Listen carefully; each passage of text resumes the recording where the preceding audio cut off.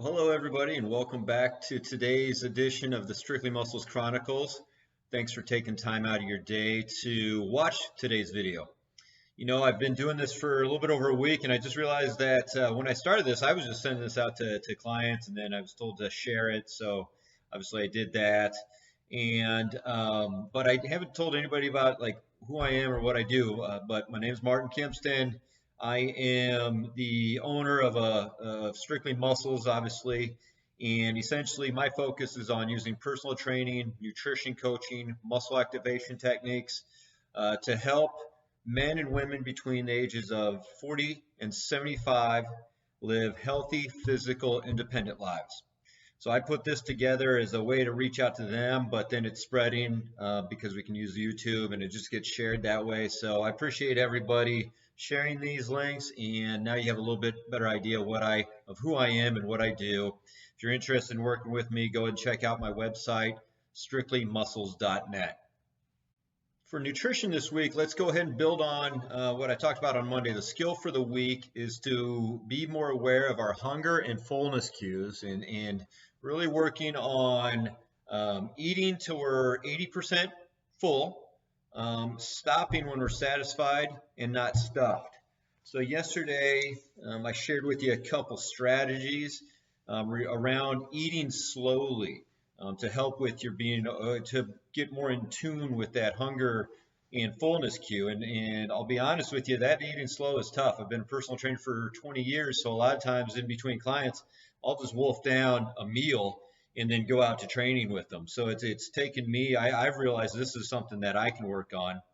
So the strategy that I shared with you yesterday that I'm going to implement and put into my daily routine that I feel like I'm confident that I could accomplish even on my worst days is during breakfast and during dinner, I'm going to go ahead and focus on savoring every bite. So I'll take a bite, put the fork down, and really get into the flavor of it, the smell of it, and the texture of it. And working with that, building up that skill or habit in order to work on the overall skill of being more aware of my hunger cues.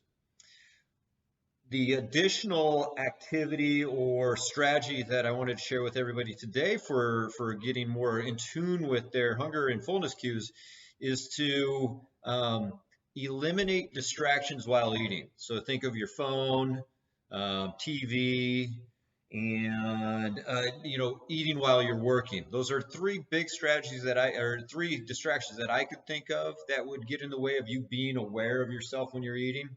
So see how you can implement that strategy if you didn't already pick one of the four strategies I threw at you yesterday, and see if that'll help you eat slower and be more mindful of your eating. Time for exercise. So last couple days I've talked about trunk flexion, okay? Common core exercise or trunk exercise here to challenge the muscles in the front of your body, abdomen. Now I want to challenge the muscles in the back. Now, for the exercise tools that I have for this, I have a core pad. Now, you can get one of these at resistancetrainingspecialist.com. Highly customizable, and I think it's a very valuable tool for you. But if you don't want to get one of these and you don't have one right now, go ahead and just find a blanket, fold it up, and you create pretty much the same thing. Some other tools to use for this. Now, how do we add resistance to this exercise? Well, got the typical band here, or tube, and that many people have bought online during this time to exercise at home. The other thing that you could get is some of these loops, and then I just took carabiners that I had and handles. These will be a little bit more resistance than the first option I showed you. Now the exercise itself, what I'm going to do is set it up with the what I think most people will have at home is with this towel. Have a chair. I'm also using something to brace my legs against, and I added a little bit more weight with the kettlebell again. What I'm going to do is just get in here. Let me set this up so Stacy can help me. And I'm going to set this up based off how my body moved the other day. Remember me going, here's my ability to extend, here's my ability to round or go for flex. So I'm going to set that up roughly where that apex would be, that axis would be. And then I want to go ahead and do some practice ones. Extend, okay, that looks pretty good. I'm anchoring my feet in, so I have some resistance. Person helping you is stepping back and bracing themselves pretty hard, and put some resistance on those. So step back a little bit further. There you go. Now what you do is you go ahead and start by rounding forward as far as you can comfortably, and then I want you to just think about lifting your rib cage up towards the ceiling. I'm not thinking back or forward.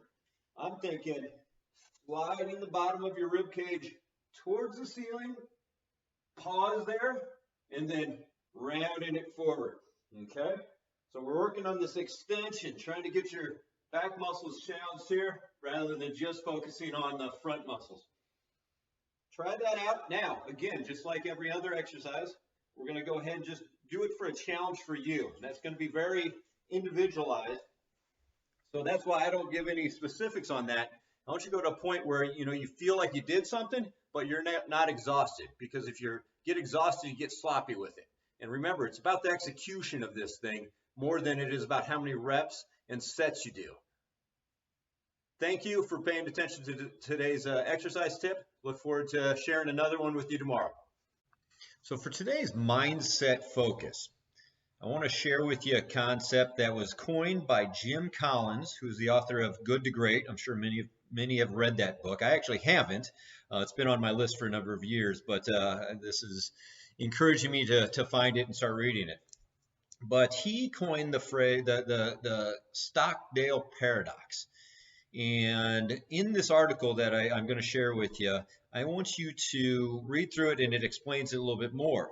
Now, there's a great quote in there from Admiral James Stockdale, and it is this: "You must never confuse faith that you will prevail in the end, which you can never afford to lose, with a discipline to confront the most brutal facts of your current reality, whatever they might be."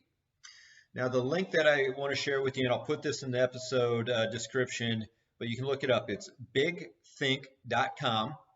And the article is Stockdale Paradox: Why Confronting Reality is Vital to Success. I hope this article is helpful for you, and I look forward to hearing any feedback from it on Facebook or in the comments below on my YouTube page. Have a good day, everybody.